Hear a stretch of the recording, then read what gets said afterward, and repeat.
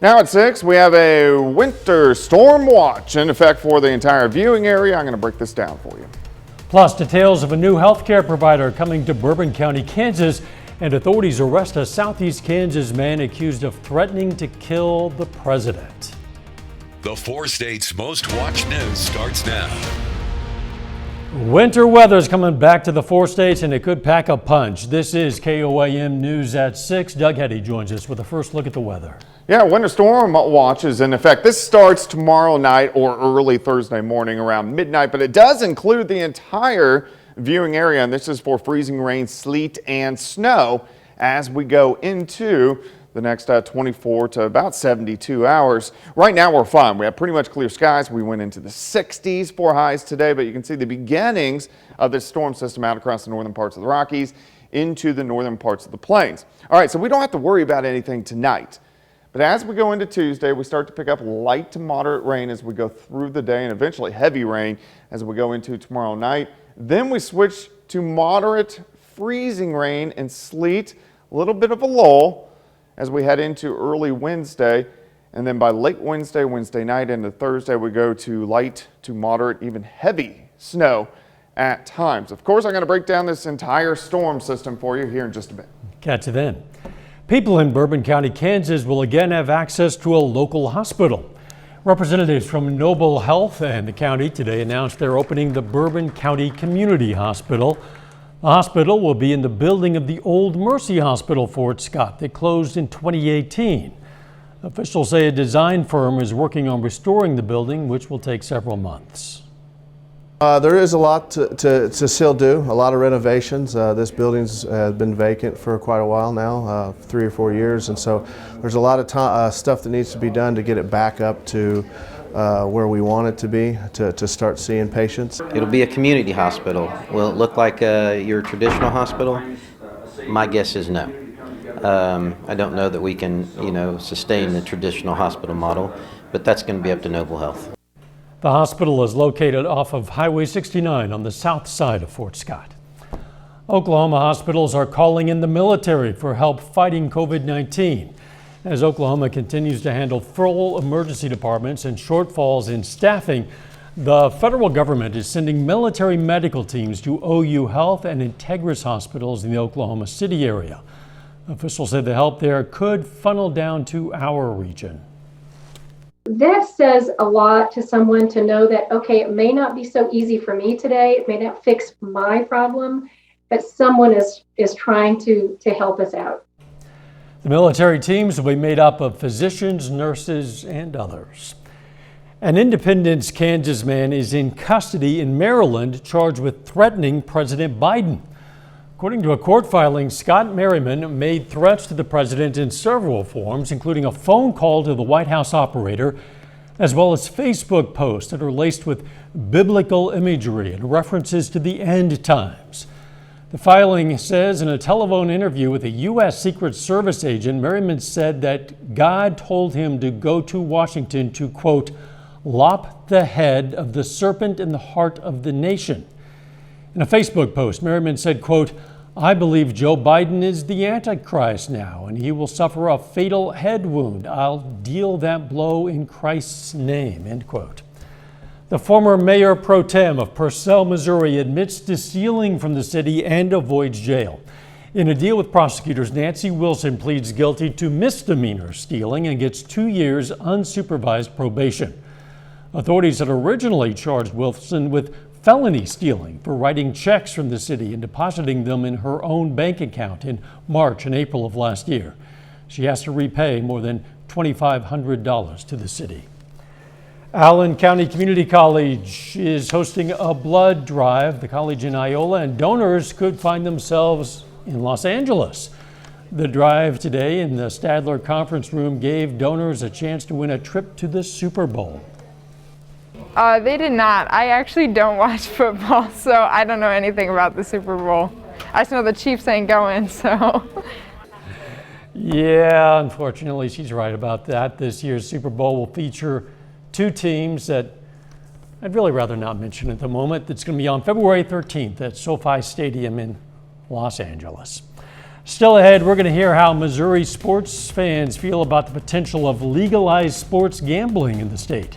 And later, Pittsburgh High School will begin the search for a new head football coach. We're going to hear why the Purple Dragons coach is stepping down.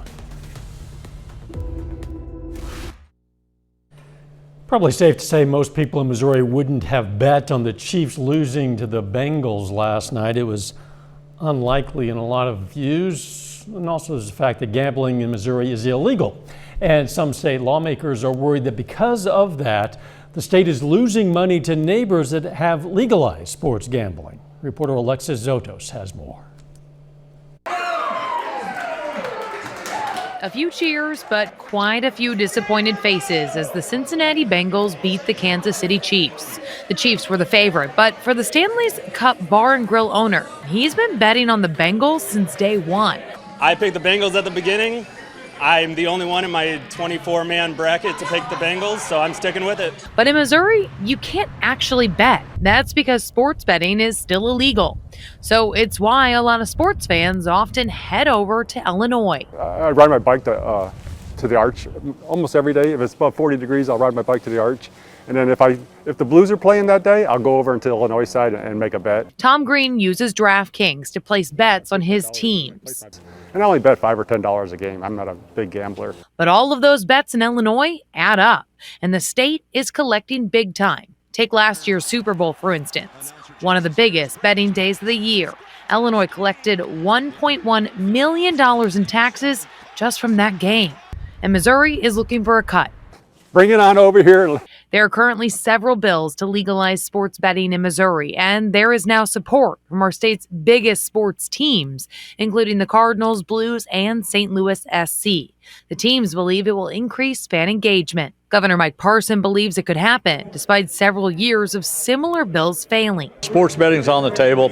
There'll be a day come when it comes, I believe. State lawmakers say success in other states provide a roadmap for Missouri.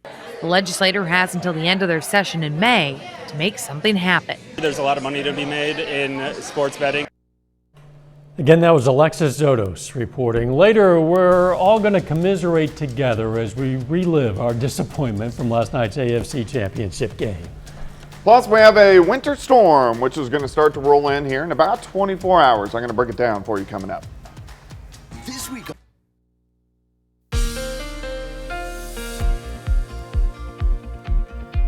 Well, it turned out to be a great day for us today. We were all the way up into the 60s, mid to upper 60s for afternoon highs, but we do have a winter storm watch, which is in effect. This actually goes into effect right around midnight for us tomorrow night, and then heading into the daytime hours on Wednesday and even lasting into Thursday. You can see this covers the entire viewing area as our next event starts to head in our direction. All right, first off, temps now upper 50s to near 60.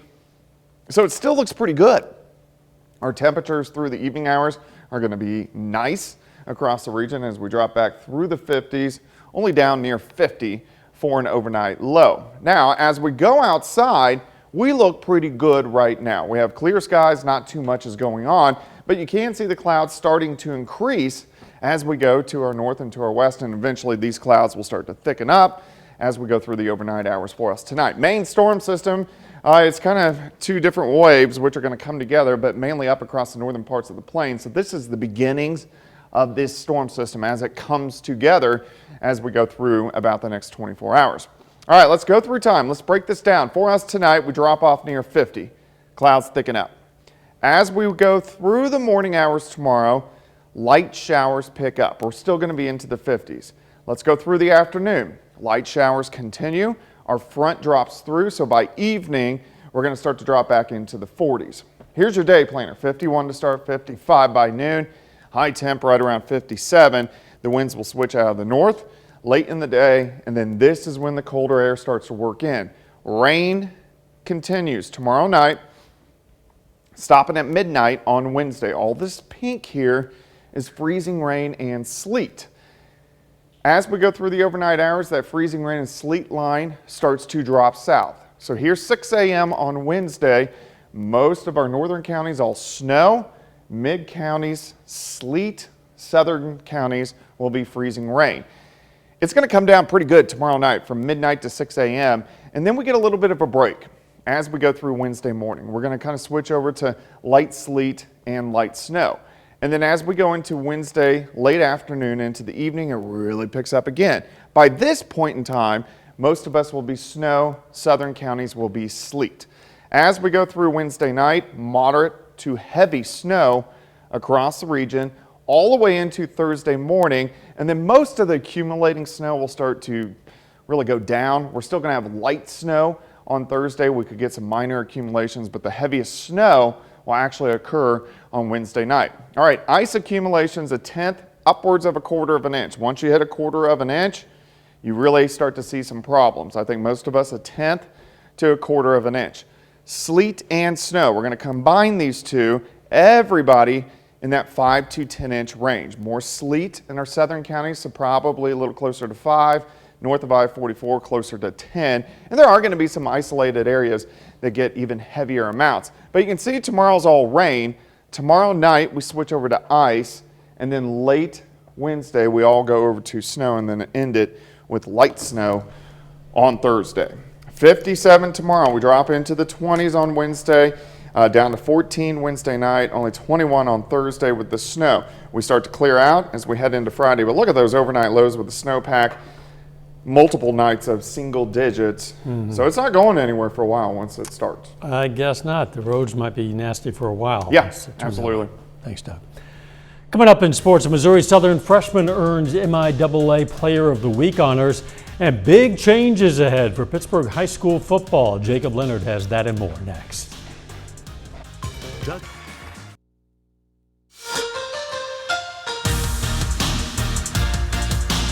Pittsburgh High School will have a new head football coach when next season rolls around this fall. Tom Nicholson announced his resignation today as the leader of the Purple Dragons football program. And Nicholson spent 21 years at Pittsburgh High School, including the last 11 as head coach. Now, in those 11 years, he led the Purple Dragons to a 71-36 overall record. They were 6-4 last fall and won a playoff game for the 4th time in 5 years. And Nicholson says it was just time for a change, but still not an easy decision and definitely not an easy thing to tell the guys this morning. We had a meeting this morning, very brief. Just I didn't want them to hear it from anybody else. We kept this very hush-hush, and it was hard. It was hard. You spend a lot of time with those boys. Tough to tell them, but appreciate the way they handled it. But great group of young men. I know I've got 4 kids and a wife that will have a father at home, probably more now than they even want me to be. But I need to be a better dad. I need to be a better husband. I need to be there for them as much as possible. And it was just time for me to recheck some priorities and kind of refocus where my time and energy should be. The Kansas City Chiefs fell short of their 3rd straight Super Bowl appearance on Sunday. Chiefs fell to the Cincinnati Bengals 27-24 in overtime last night in the AFC Championship game. Kansas City dominated the first half, but the second half was a different story. Chiefs were up 21-3 at one point and 21-10 at halftime. The Bengals outscored them 17-3 in the second half in overtime to knock Kansas City out. Now, it's hard to point at just one play that changed the game, but no doubt a big turning point for Cincinnati came right before halftime, and they stopped Kansas City inside the 5 as time expired. Kansas City could have taken a short field goal or at least put the ball in the end zone in the final play, but instead they came up with nothing after a 7-play, 80-yard drive. We called a play that we were trying to get someone over the middle quick, and then I was supposed to throw the ball away. I got a little greedy there and try to give to Tyreek and get a touchdown. They had 2 people out there, so definitely. I mean, in the long run of things, it looks bad, but if we had another chance, I would have went for another play again. I was hoping we could get the ball in the end zone. I probably gave him the wrong play, first of all. So to start with, I could have given him something better than that, where the play was open in the end zone, and then we wouldn't have to go through that. But it's I'll take responsibility for that one. So now the Super Bowl is set. It's Rams-Bengals, and either way it goes, it's a pretty good story. Matt Stafford could get his first ring for LA after spending 12 torturous years playing for the Lions. Or Cincinnati could win it all just 2 years after going 2-14, drafting Joe Burrow first overall. The Super Bowl, February 13th in Los Angeles, with kickoff as always set for 5:30. Missouri Southern freshman Lacey Stokes has been named the MIAA Women's Basketball Player of the Week. Stokes helped the Lions go 2-0 last week, posting 16.5 points, 8.5 assists, and 5 rebounds per game against Rogers State and Northeastern State. The Mount Vernon High School product leads the MIAA in assists and steals. It's the second time this season she's earned the weekly honor. Well, tonight is the opening night of the Seneca girls basketball tournament. There are 2 games on the schedule tonight, beginning with McDonald County taking on Purdy. Now, the Mustangs aiming to bounce back and avoid a 3-game losing streak after falling to rival Neosho last time out. That game actually already started in Seneca, and then after it finishes up, tournament host Indians hit the floor against Monette in their first game. That one is scheduled to tip off around 7:30. We'll have highlights from both games right here tonight at 10. That's a look at sports. We're back with more news after this. Take time now to honor a local veteran. Radio technician Charles Burns served in the U.S. Army during World War II. He was with the 71st Signal Company stationed in Europe during the war. He's from Erie, Kansas, and we are proud to salute radio technician Charles Burns. He's tonight's 4-state hero. You know, you can learn about lots of other heroes, more than 3,000 of them in our database. You can also submit a hero of your own anytime you like, and it's very simple. You just click on the link on our website, and you know what that is. It's KOAMnewsnow.com. Here's a look at what's coming up tonight on KOAM News at 9 on Fox 14. Going to hear about a beekeeper class, helping people understand the ins and outs of a hive. Also, new data is offering a glimpse of whether the nation believes the pandemic will ever end and whether people are trusting the science behind the virus. And Domino's says it's now paying customers to pick up their pizza instead of getting it delivered. That and a lot more coming up tonight on KOAM News at 9 on Fox 14. Eat all the frog legs you want, because scientists will just grow some more. Researchers from Tufts and Harvard universities have successfully gotten frogs to grow back amputated legs. Yeah, for real. For the experiment, they used aquatic frogs, the same kind you might have seen in aquariums in your local pet store. The researchers made silicone caps, which resemble tiny thimbles containing drugs to reduce inflammation and help grow blood vessels.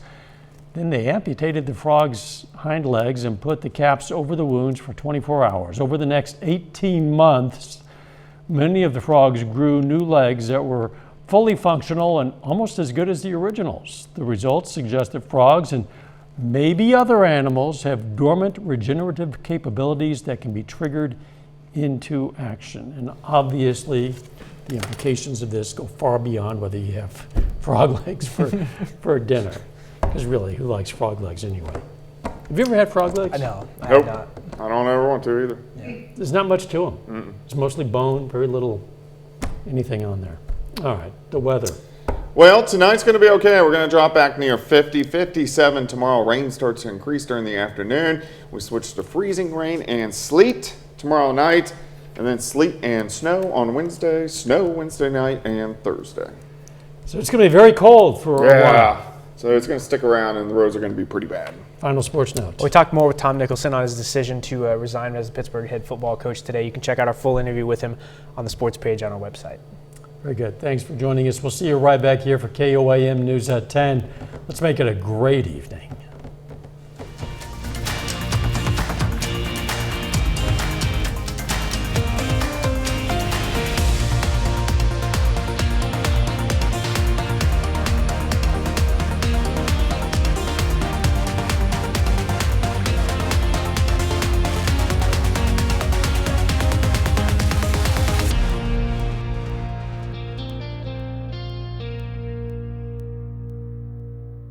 Salon service is provided